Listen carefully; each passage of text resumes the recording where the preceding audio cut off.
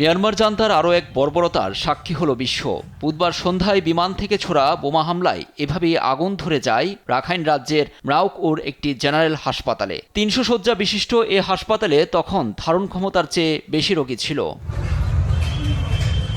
ঘটনাস্থলে থাকা ত্রাণকর্মীর বরাতে এ খবর জানিয়েছে বার্তা সংস্থা এএফপি ও বিবিসি। ত্রাণকর্মী ওয়াইহুন অং পরিস্থিতিকে ভয়াবহ উল্লেখ করেছেন। রাখাইনের সশস্ত্র বিদ্রোহী গোষ্ঠী আরাকান আর্মির মুখপাত্র থাইন থু খা জানান, উপকূলীয় এ রাজ্যের নিয়ন্ত্রণ নিয়ে তাদের সঙ্গে সরকারি বাহিনীর দীর্ঘদিন লড়াই চলছিল।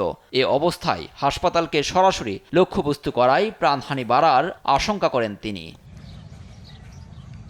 রাখাইনে দীর্ঘদিন সংঘাতে বেশিরভাগ স্বাস্থ্যকেন্দ্র বন্ধ থাকায় মরাওকউ হাসপাতালের উপর ব্যাপক চাপ পড়েছিল। বৃহস্পতিবার সকাল থেকে ধ্বংসস্তূপ এবং ছাদ ধসে পড়ে থাকতে দেখা গেছে। এ ঘটনায় মুখ খোলেনি নেপিদো।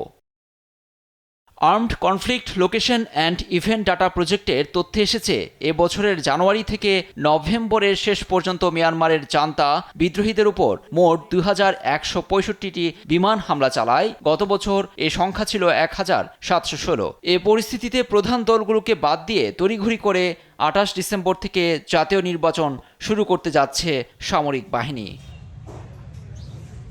লুৎফর কবির, নিউজ ডেস্ক, দেশ টিভি।